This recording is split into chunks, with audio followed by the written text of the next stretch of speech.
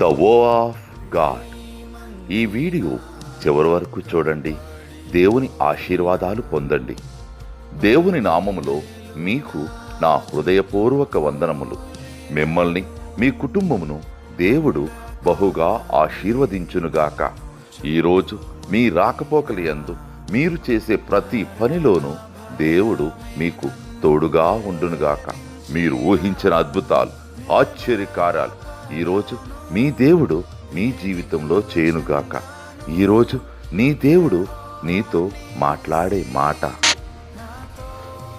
భయపడకుడి, నేను మిమ్మును మీ పిల్లలను పోషించెదను.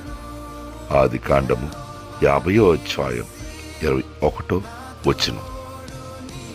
Don't fear, I will provide for you and your little ones.